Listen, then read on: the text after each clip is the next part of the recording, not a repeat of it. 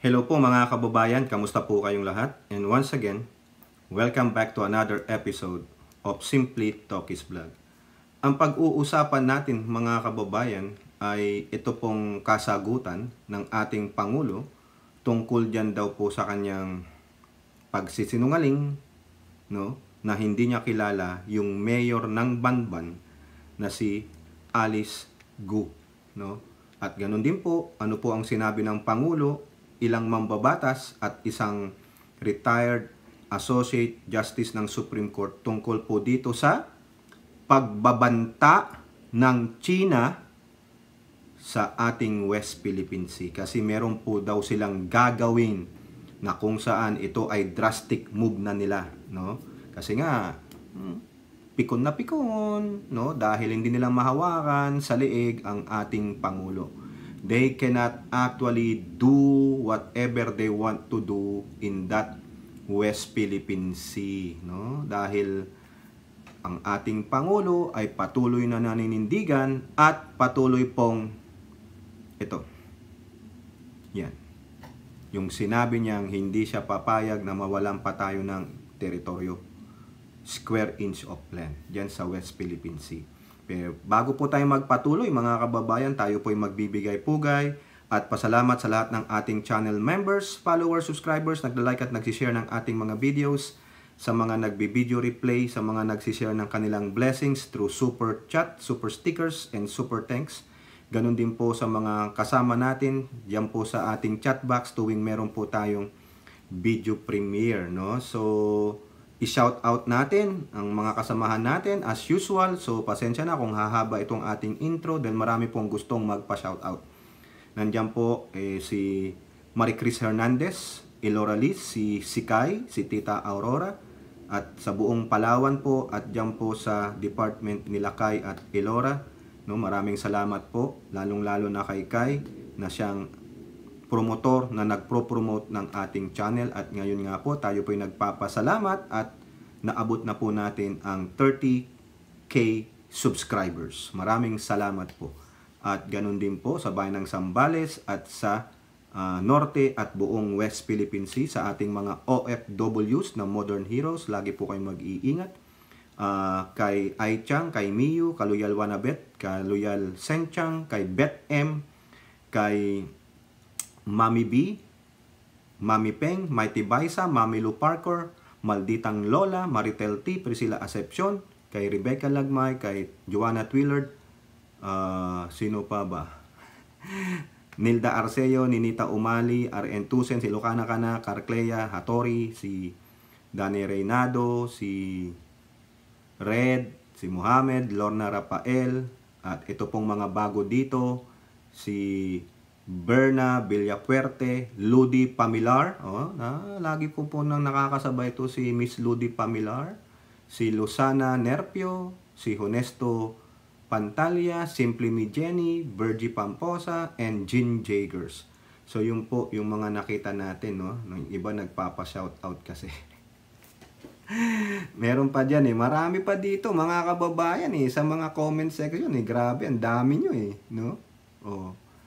Sino pa ba? Sandali lang titingnan lang natin para wala pong magtatampo, pasensya na po, no? Shout out naman daw kay Kapitan na si Marilyn ng San Andres Villarreal Samar. Galing po kay Kemirin. Ayun dun daw po, Labo na talaga ng mata ko, no? Andiyan po sila, si Rowena Takemura. Yan, no? Taga Japan siguro yan, si Rowena Takemura. Okay? So, sino pa? Masa-shoutout natin dito. Yun na, si Sis Ludi Pamilyar pala. Tapos na yan. No, na-screenshot ko po. Okay, yun lang po, no? So, again, ipagdasal po natin. Sama nyo sa inyong prayers ang ating Pangulo at ang ating bansa. No? Na sana tama na muna yung mga hidwaan ninyo. No? Saka na yan. Punta na tayo dito sa topic. Saka na tayo makigulo sa ganyan, no? Hindi naman tayo yata involved sa ganun. Pero meron lang tayong 2 cents about it, no? So panonoorin kung muna kayo itong video na galing sa UNTV na ito pong Chinese government, meron na naman silang gagawin, no? palagi po silang nagbibigay ng issues na kung saan para mabigyan natin ng attention, ma-divert natin ng attention sa mga issues na ito na pinalalabas nila, mind conditioning, ipag-divide tayong mga Pilipino at habang sila ay abala sa kung ano man yung aktibidades nila sa West Philippine Sea. Kaya tama po talaga ang sabi ni Secretary Gibo Teodoro ng Department of National Defense na nilalayo nila ang atensyon doon sa kanilang nefarious actions sa West Philippine Sea. No, I think sa isang vlog natin, isasama natin yung nakakaasar na ginawa nila na mukhang hindi na ano tayo dito, na blindsided na naman tayo. Pero ito po muna, kasi mukhang drastic na po ito talaga. Wala na to sa normal mga kababayan. They are defying an international law na kung saan kasapi sila sa body na yan na nagbigay ng international ruling in favor of us, no? Yung 2016 arbitral ruling. No? Talagang dapat, kung totoo lang, dapat mabigyan na ng leksyon tong mga to. So eto po, no, China nagbabantang huhulihin ang trespassers sa West Philippine Sea kasunod ng Atin Ito. Kung naalala nyo yung Atin Ito convoy nila Risa Hontiveros po yan, yung akbayan, no, na grupo, mga progressive group, naglayag po sila diyan sa ating West Philippine Sea papunta ng Scarborough Shoal. No, nagsimula po sila sa Masinloc, no, kasi Baho di Masinloc nga ang tawag diyan, diyan po yan sa Zambales, no. Actually, hindi naman sila nakapasok sa Scarborough Shoal kasi binabantayan po ng mga Chekwa. So, ang layunin is to, sa aking pong opinion is to really show to the Chinese na hindi tayo yuyuko sa kanila. Ipapangalandakan natin ang ating karapatan sa West Philippine Sea, no? And also to give provisions, no? Tulungan yung mga mangingisda natin to, no, na ilang linggo nang nandun sa laot, kinakailangan nila siyempre ng mga provision, yung mga gamit, gaas, pagkain, no? Kahit papano mabigyan sila, no? Kawawa po mga mangingisda natin, no? Ilang araw na hindi parang silang OFW. Yun nga lang, OFW sa sariling bansa natin. Kasi nandiyan sila sa laot. Ilang araw, ilang linggo sila diyan. Di po, tapos hihaharas ng mga inchik. Mga inchik lang naman nangaharas sa atin yung karatig bansa nating Vietnamese, hindi naman. Malaysians, hindi naman. Di ba? Ito lang mga Chekwa talaga. No? Kasi nga, feeling nila, superior sila Malakas ang kanilang military o whatever Kaya kinakaya-kaya nila. Pero pwede naman tayong pumalag, di ba? No? Hindi naman araw-araw, ganyan na lang. No? Ito po, no? 3 minutes po itong video na ito. Galing po ito sa UNTV. Shout out po UNTV. Naglabas ng regulasyon ng China isang araw matapos isagawa ang civilian mission ng Atin Ito Coalition sa Baho de Masinloc na nasa Exclusive Economic Zone ng Pilipinas. Sa isang ulat ng South China Morning Post, maaari umanong idetene ng China Coast Guard sa loob ng 60 araw ang mga non-Chinese na pinaghihinalaang iligal na tatawid sa borders ng China. Magiging epektibo umano ang regulasyon sa Hunyo. Binatikos naman ng Philippine Coast Guard spokesperson for the West Philippine Sea na si Commodore J. Tariela ang direktiba ng China at tinawag na iligal. Anya, maituturing itong harassment dahil nasa mismong exclusive economic zone ng Pilipinas ang mga Pilipinong mangingisda at tayo ang may karapatan sa West Philippine Sea batay sa international law at United Nations Convention on the Law of the Sea o UNCLOS. Dagdag pa nito, naninindak lang ang China upang wag magpatuloy ang civilian-led mission sa Baho de Masinloc. Ayon naman kay Makabayan Bloc lawmaker, House Deputy Minority Leader at ACT Teachers Party List Representative Franz Castro, Pilipinas ang may karapatang dumakip sa trespassers at China ang trespassing sa ating territorial waters at exclusive economic zone. Samantala, ilang kongresista naman ang nagpahayag ng paghanga sa mga sibilyan na naglayag sa Baho de Masinloc o Panatag Shoal sa gitna ng pagigipit ng China. Si Lanao del Sur 1st District Representative Sia Alonto Adyong, House Assistant Minority Leader, ipinahayag na hindi kailangang maging public official para ipagtanggol ang ating karapatan sa West Philippine Sea. Ito pong issue dyan sa West Philippine Sea, it doesn't have, you don't have to be a public official, an elected or appointed for that matter. It is a civic duty for each and every one of us who calls ourselves Filipino to support this administration in pushing for our rights over the West Philippine Sea. At si Representative Benny Abante naman ng Manila 6th District, binatikos ang China sa mga hakbang nito sa ating Exclusive Economic Zone o EEZ. We are just being a pawn in the motive of China to control the international trade, sapagkat more than 60% of all trades and fuel dumadaan doon sa international coastline natin, and they want to control that. Maging ang kongresista, pinag-iisipan na ring ayain ng mga kapwa mambabatas na maglayag sa West Philippine Sea. Rosa Licoz, UNTV News and Rescue. Diyos ang aming sandigan, serbisyo publiko ang aming pinahahalagahan. So yan po, no, mga kaibigan at kababayan. Maraming salamat po ulit UNTV, no. God bless you po. Ayan po, ang magandang sinabi diyan, mga kababayan, na isa sa mga napakinggan ko. Yung sinabi ni Representative Adjong. Sabi niya, you don't have to be a politician or a public officers, no? As a ordinary Filipino citizen, it is our civic duty, no, na umano tayo diyan sa West Philippine Sea. Kampihan natin, pagtanggol natin. Pero ito, naintindihan niya ba yun?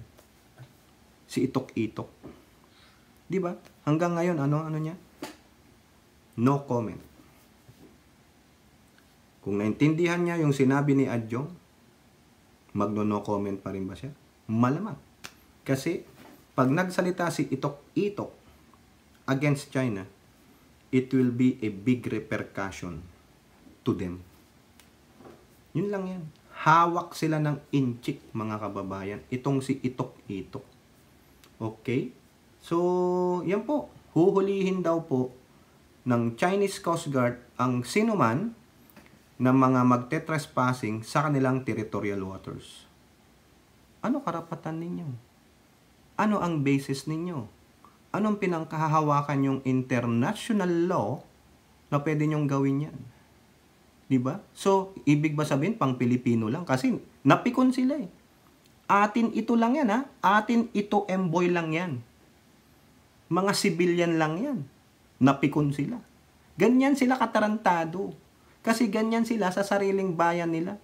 They want to control everything. Kasi nga, communist. Diba? Kontrolado nila. Napikon sila. Pumalagtong mga civilian lang. No? Walang ano sa gobyerno yan. Civilian, private entity.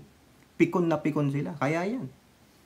Ibig sabihin, ganyan sila kumontrol ng mga karapatan ng mga mamayan nila. No wonder yung iba sa kanila lumalayas.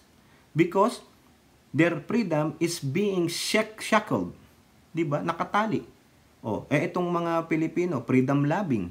Sobrang demokrasya, sobrang karapatan, kalayaan. Ayaw nila. Napikon po sila. Kaya naglabas sila ng direktiba nila. Ang tanong, i-implement nyo yan? Tignan natin. Di ba? Magkakaalaman sa Hunyo daw. 60 days na ikukulong without trial. Nakita nyo? For what? Anong basis? Di ba? Anong basis ninyo? Ikukulong ninyo? Kung may manamatay dyan, pang Pilipino lang yan, ha?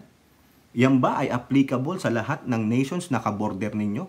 Na may claim dyan sa South China Sea, Malaysia, Indonesia, Brunei, Vietnamese, lahat. Hindi lang pang Pilipino, ha? Diba? Kasi ang gusto po nila, kontrolin nila ang buong Southeast Asia because Southeast Asia is their hub for their crimes. Yung mga spy nila, yung mga criminal nila, nandyan. No?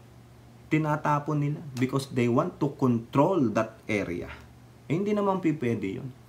Ano kayo? Nazi? Diba? Dahil sa napakalakas ng militar ninyo, subukan ninyo. Matapang naman pala kayo. Subukan nyo, umpisahan nyo na dun, no, sa Taiwan para magkaalaman. Diba? Ngayon, mga kababayan, dahil nga diyan sa katarantaduhang utos nila, no? Nakita nyo naman si Tariela, yung spokesperson for West Philippine Sea ng Philippine Coast Guard, Commodore yan, no? Sumagot po ang Pangulo dyan. Diyan po sa GMA News Online, anong sabi niya? Marcos, China ordered to detain South China Sea trespassers unacceptable. Hindi po katanggap-tanggap. Yan ang sabi ng Pangulo. That kind of action will be completely unacceptable to the Philippines. Of course, once again, I do not talk about the operational details, so we will leave it to us, sabi po ng Pangulo, no? But the position that we take is that it is unacceptable, and we will take whatever measures to protect our citizens. Correct? At hindi ng paninindigan ng Pangulo. Hindi talaga siya, yung bang natatakot, no? Mabuti naman.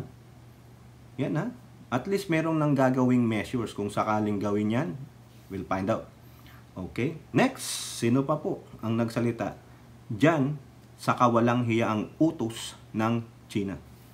Speaker Martin Romualdez, GMA News. Romualdez slams China order to detain foreign trespassers in West Philippine Sea. Ayan. Binabatikos niya rin. China's aggressive pronouncements are a blatant escalation of tensions in the West Philippine Sea. These unilateral actions flagrantly violate international law and the established norms that guide the Philippines and other law-abiding nations with claims in the South China Sea. Correct, tama naman, di ba? Buti sana kung pang-Pilipino lang, talagang pikon na pikon po sila. Baka applicable po yan doon sa lahat ng nations na binanggit ko. Di ba? Kayo ba papayag? Ibig ba sabihin, sila ang police, international police dyan sa South China Sea dahil nakapangalan lang na China? Di ba? Swapang Feeling nila, entitled po sila. Talo nga sila. Wala silang karapatan dyan. Kung ang kiniklaim nila ay historical rights at sinasabi rin nung mga gago nilang mga pro-China na mga kapwa nating Pilipino, binasura po, uulitin ko. Doon po sa 2016 arbitral ruling, no, ng international body dyan sa UNCLOS, binasura ang kanilang historical claim. Wala na po yun, mga kababayan. Yan ang ayaw nilang intindihin. Kasi nga, ang iniisip nila, ang laki ng yaman yan 60%. No? Trade, ang mga natural resources dyan na pwede nilang sipsipin. Diba? Billions of barrels of oil and gas ang nandyan. Plus, the richness of those yung mga corals, mga isda, no? Yung mga dyan, mga seafoods na pinagkukuhanan. Lalo na dyan sa Baho de Masinloc. Sabi nga nung kaibigan natin na si Elora, tapon mo lang dyan yung net mo, antayin mo. Pag mo yan, hindi mo na makuha maigi ang net mo, baka mabutas pa. Diba? Kaya tama lang to, kondina nyo na ikondina at malalaman yan ng international community. Tingnan natin sa Hunyo kung talagang nananakot lang sila. Kasi nga pikon na pikon dahil pinalagan sila ng private entity na akala nila makokontrol nila. Yung ginagawa nilang pagkontrol sa mga mamayan nila ay pwede nilang i-apply dito sa international body. Kasi feeling nila, hawak namin ang Pilipinas Ba't kayo gumaganyan? Hindi naman po kami Hong Kong. Di ba? Gago ba kayo? Bakit? Binenta ba ni Digong ang Pilipinas sa inyo? Ha? Gago kasi itong si Digong Yumuko-yuko dapat to si Digong talagang imbestigahan talaga dapat yang si Digong no? Ito pa ang sabi ng speaker natin. Romualdez, however, urged China to respect international rulings and functions as a responsible member of the global community instead of imposing its own laws unilaterally and bullying other nations. Hindi sila susunod dyan. Kasi nga pinangangalandakan nila yung kanilang military might.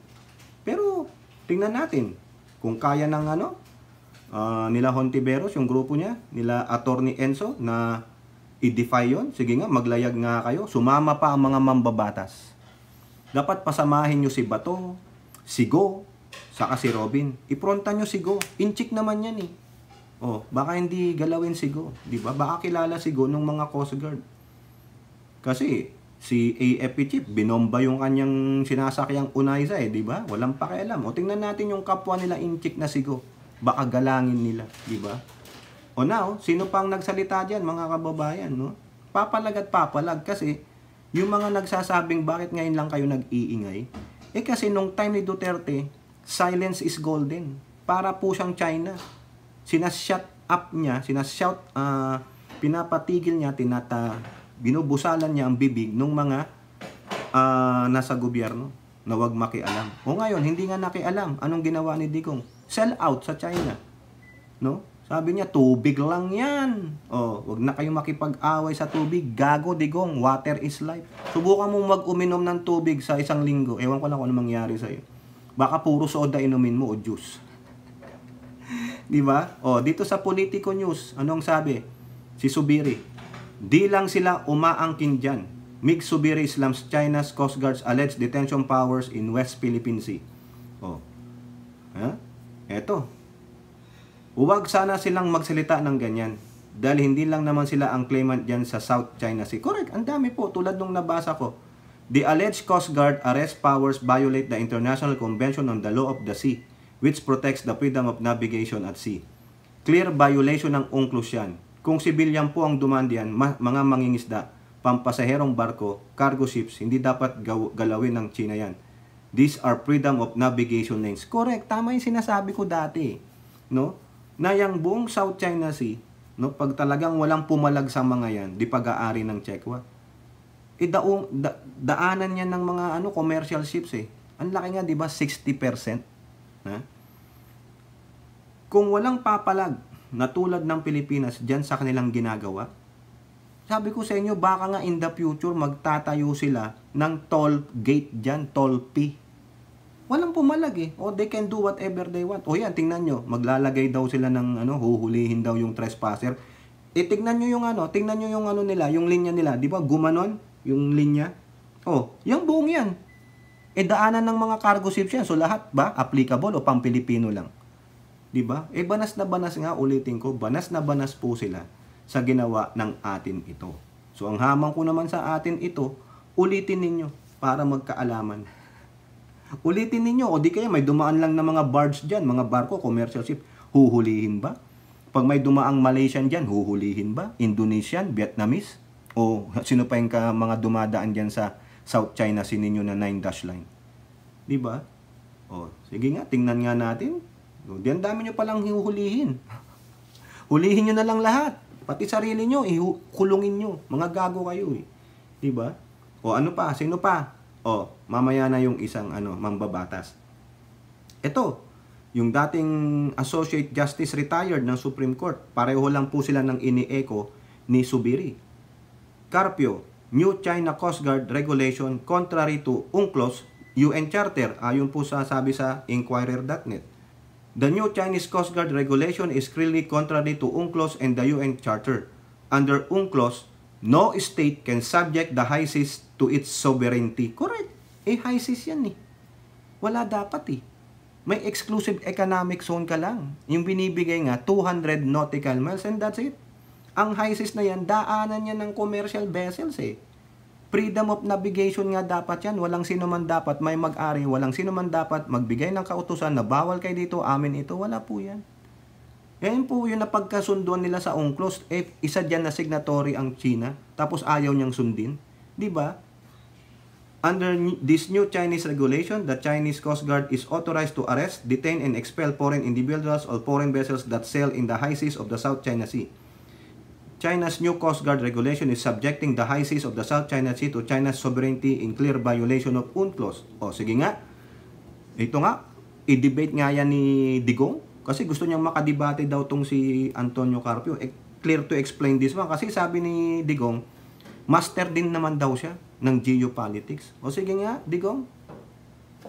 Yung nga, explain mo nga ito, yung bagong binigay na kautusan ng Chinese Coast Guard. Diba? Kung magaling talaga si Digong, sige nga, tingnan nga natin, mga kababayan. Kapal kasi ng mukha ni Gago eh. Diba? O, eto pa. Si Jinggoy, nagsalita rin sa politiko. Exercise restraint. Jinggoy reminds China of respect as arrest of South China Sea trespassers loom. Yan. Respeto daw. Naku, maniwala ka naman. Hindi nga mo rin may respeto di ba? Senator Jinggoy, hindi rin may respeto. Tapos manghihingi ka ng respeto. Mga salaula itong mga to Ha? We're awaiting the pronouncement of the Department of Foreign Affairs if they have received any official document on this, sabi niya. Nonetheless, we have taken note of this matter. While we respect China's right to safeguard its territorial interests, we also emphasize the importance of adhering to international norms and agreements. Ayan. Yan ang sabi ni Jinggoy. Kailangan talaga magkaroon tayo ng magpulong ang ating National Security Council, yung WESCOM, yung National Task Force for West Philippine Sea, at ang Pangulo at ilang mambabatas kung anong karapat-dapat na aksyon. Kung sakali mang-i-implement yan at manghuhuli sila ng citizens natin, mangingisda natin, anong gagawin natin? Di ba? Anong gagawin ninyo? Sakaling naresto sila, yung mga mangingisda natin dyan sa Baho de Masinloc, sa Ayungin Shoal, o any part of their sinasabi lang 9-dash line, may nahuling mangingisda o civilian, anong gagawin? Now, what you gonna do? Kasi sabi nila, they can be detained 60 days without trial. That's atrocities yan. Bakit mo i-detain? Unang-una, wala kayong soberenya dyan sa high seas. Wala kayong jurisdiction. Kami, nandun lang kami sa aming exclusive economic zone, sa aming West Philippine Sea. Kayo ang alien dyan, tapos kami pang i-detain ninyo? Ano gagawin ng gobyerno? Diba? Magbabow down na lang tayo, diplomatic protest naman, habang tinotorture na siguro yung mga kababayan nating hinuli. Paano yung kanilang human rights? Pakakainin ba ng tama yan? Irirespeto ba sila? Mga gago yung mga inchik na yan Diba? Wala nga silang respeto sa human rights Hindi nila kinikilala ang human rights ng mga tao nga nila Kung gaano sila kasalaula sa kanilang bayan at citizen, ganyan din ang gagawin nila sa mga huhulihin nila. They will not respect the human rights of those they gonna yung huhulihin. Diba? Eto, yung grupo na naglayag dyan sa ating West Philippine Sea. Itong atin ito, nagsalita rin dyan tungkol sa trespassers.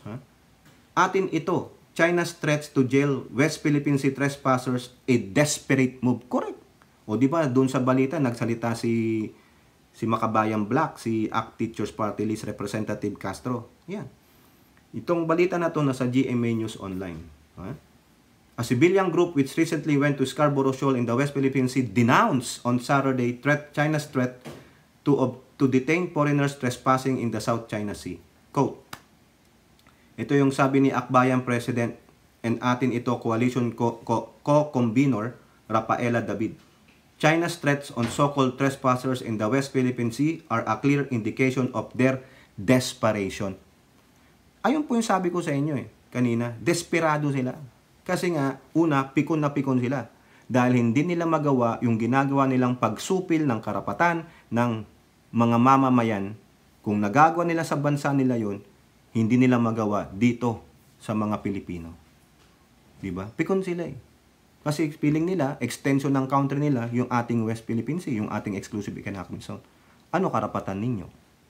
Ilang libong kilometro ang layo ninyo to those islands of ours na nasa loob ng aming exclusive economic zone. Pero pikon na pikon kayo. Kasi bakit? Ordinaryong citizen lamang namin ang pumalag sa inyo. Kaya kayo nagbibigay ng ganyan. Ano kayo? Di mga hayop, mga nauulol kayo, desperado. Tama yan. It is China which is trespassing in our seas. These threats are not only a violation of international law, but also an admission by China that our peaceful, civilian-led initiatives are effective in winning the hearts and minds of many in the global community. Correct. Eto lang to. Sa akin mga kababayan, eto lang to. If they can detain our people whom they call trespassers in our own backyard, why do the same thing with these freaking idiots? Kung nandun sila sa ating exclusive economic zone, nandun sila sa ating West Philippine Sea, we can also detain them. Gawin lang natin yung gagawin nila sa atin, ibalik lang. Kung ano yung gagawin, ibalik natin. Magbigay din ng kautusan ng Coast Guard. Tama, mali. Ganun lang, kasi itong mga to hindi makikinig sa diplomatic protest. Mga komunistang utak niyan, mga narrow-minded. They don't care about your human rights. Once na mahuli ka nila, saan ka nila dadalhin? Ha? Di natin alam. Bubuhayin ka pa ba nila? 60 days yan eh. Kung nahuli na yan, anong gagawin sa kanila? Walang magmamanman. Walang makakakita. Pasalamat na lang tayo kay Ray Powell dahil meron silang eye in the sky. Kung wala yan, baka mas marami pang magaganyan. Lalo na to, pag napatupad yan, yung mga mangingisda natin, baka bigla na lang nawawala sa laot. Yung pala, nahuli na. O dapat talaga, yung Coast Guard natin may kasamang BIPAR o kung di kaya Coast Guard para bantayan sila. We have to safeguard yung safety ng ating mga kababayang mangingisda. At ibang sibilyan na nandyan naglalayag sa West Philippine Sea. Diba? Kung kaya nilang magpatupad ng ganyang batas, magpatupad din tayo. Diba? Yung sinasabi nila Subiri, yung pumunta sila sa Pag-asa Island, sa Kalayaan Group dyan, sa Palawan, 3 nautical miles. Kitang-kita ang barko ng mga China, yung Chinese militia vessel sa Coast Guard. Nandyan sila sa ating exclusive economic zone sa West Philippine Sea. Pag in-implement nila yung ganyang batas nila na huhulihin ang mga trespassers without trial for 60 days, di-detain, ibalik din natin. Ganun din. Gawa rin tayo ng kautusan na huhulihin yung mga trespassers, ng mga Chekwa, sa ating exclusive economic zone. Balik lang. Tama, mali. Kaso itong mga gunggong tong mga to Mga gunggong Meron silang kagaguhan dyan. Chinese vessel, pero ang nilalagay nilang flag, ibang country. Mga mandarambong. Meron po yan, mga kababayan. Dyan, sa San Felipe, yung nahuling barko na may laman na 7 People's Liberation Army Navy personnel, mga sailors nila. Pero hindi China flag ang nire-represent nila. Ibang Philippines daw po. Barko daw po ng Pilipinas pero kitang-kita mo, Chekwa. Diba mga mandarambong? Feeling nila, talagang sinakop na nila tayo. Binabastos po talaga tayo harap-harapan nitong mga inchik na ito. Diba? Sinong hindi manggigigil? Ayun lang po yung naisip ko mga kababayan. Gawin na rin na lang natin. Pana sa pana, ganon. Batas nila. Gawin din natin sa kanila. Ibalik lang natin. Di ba? Fair. Manghuli kayo, hulihin din namin. Di ba? Sequester namin yung mga Chinese militia vessels ninyo na nakatenga dyan. Kaya ba natin yun? Tapos dalhin nyo sa Aplaya, i-dismantle ninyo.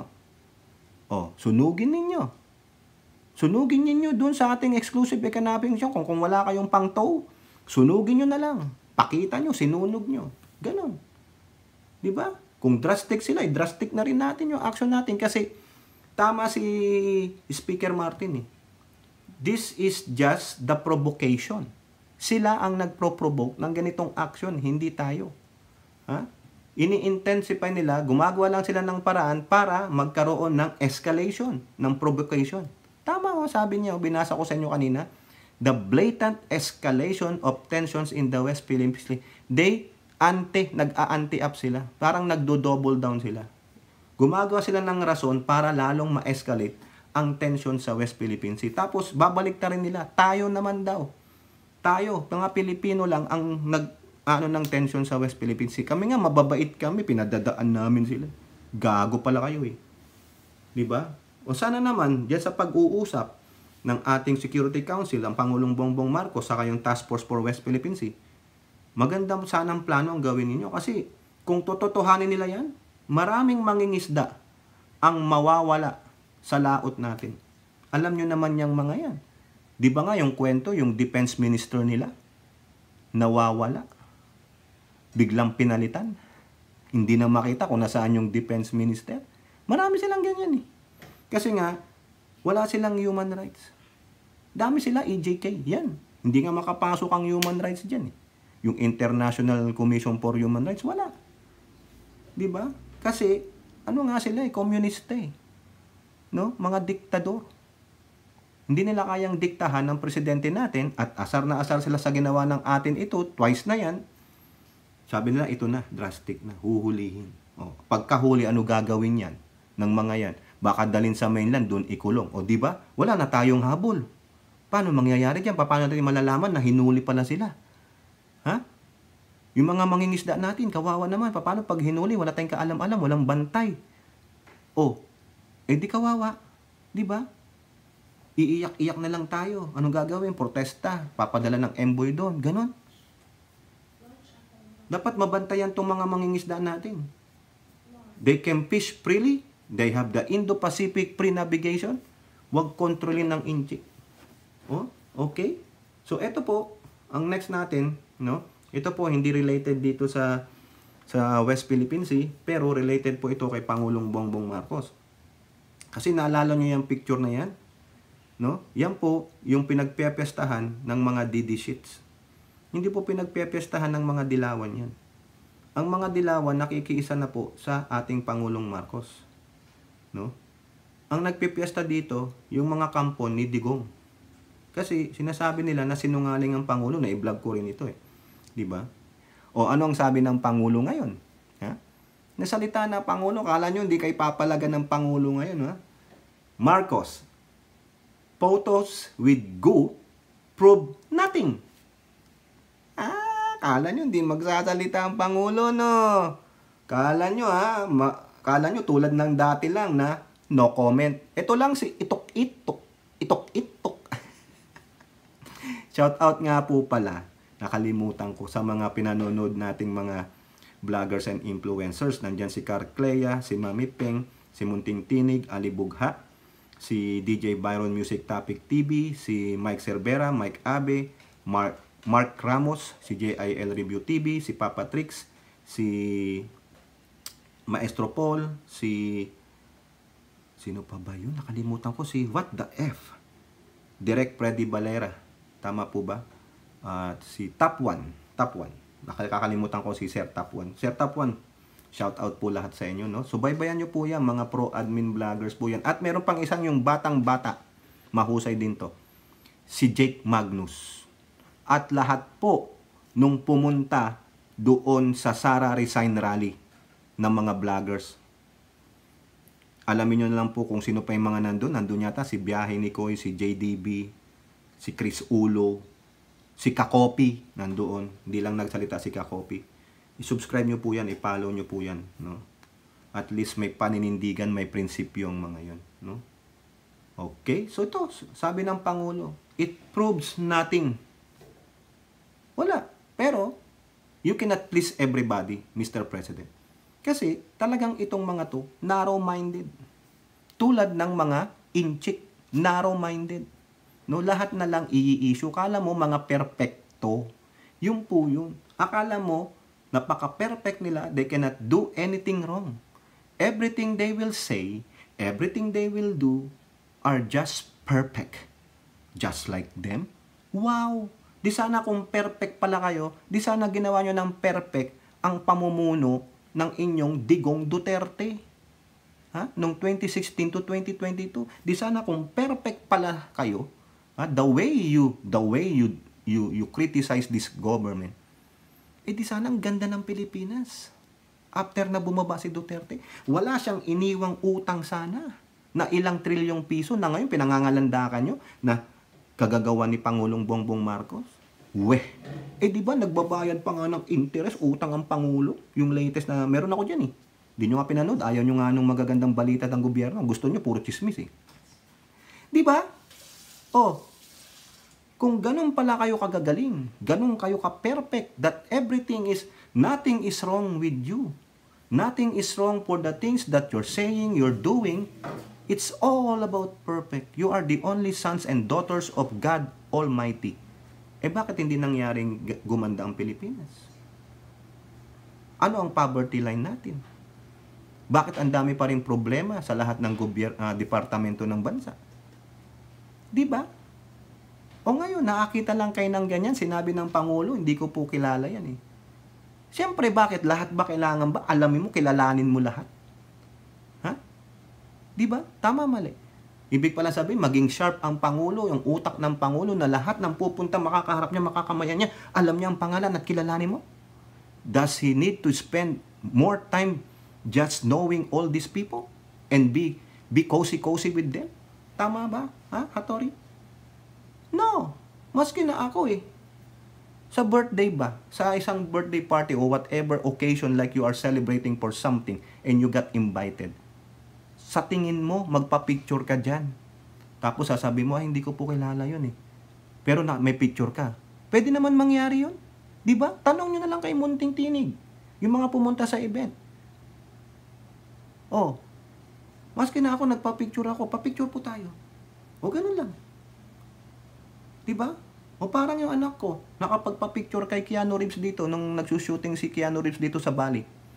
Dapat niya pupunta ako dun Kaso sabi ko, inaalagaan ko yung kapatid niya Hindi ko pwedeng maiwan.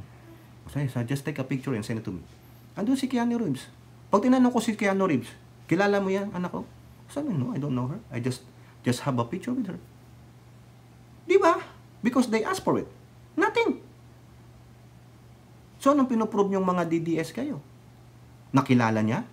Sige nga, patunayan nyo nga. Tanong nyo nga si Mayor Alice Go kung kilalang-kilala niya ang Pangulo. Di ba?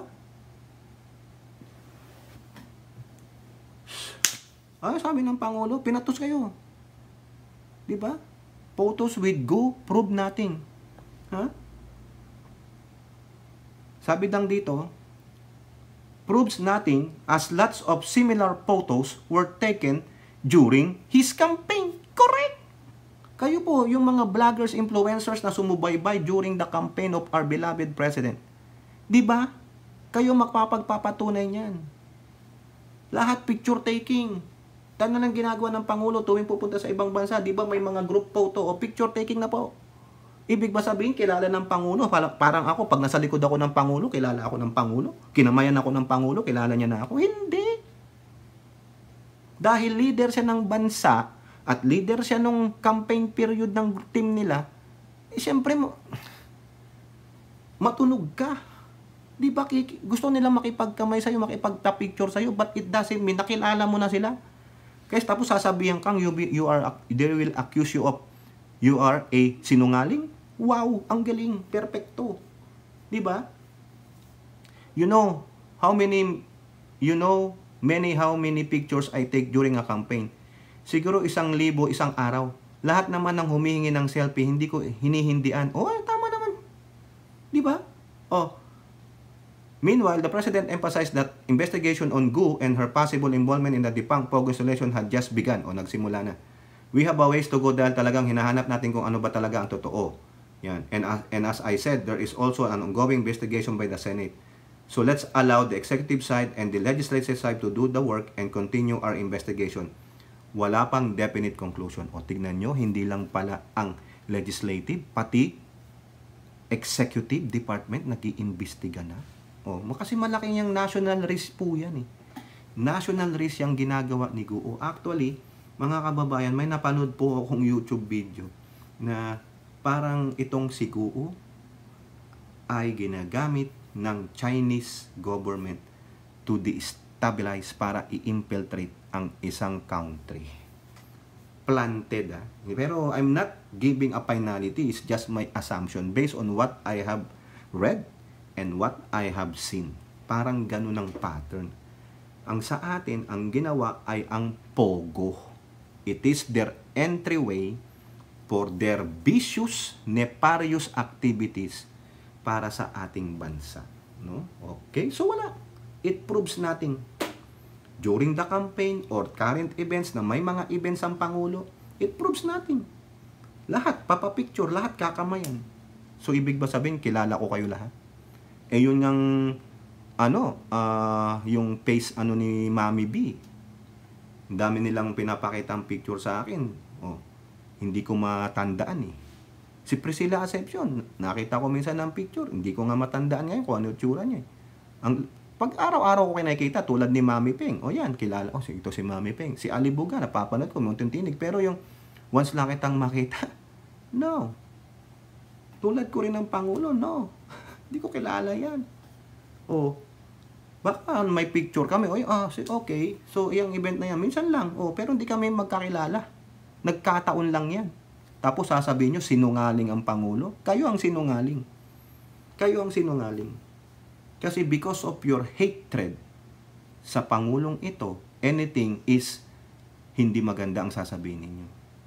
Hatred. Your hate. Hate is a strong word. No? Ibig sabihin, you cannot move on, you cannot forgive because of your hatred. Ano ka? Diba? Anong klaseng tao ka? Gagawa at gagawa ka na lang ng mga kwento. Diba? O kayo po, mga kababayan po, inyong masasabi. Comment down below and don't forget to like and share. Hope to see you on our next videos. Bye-bye. God bless.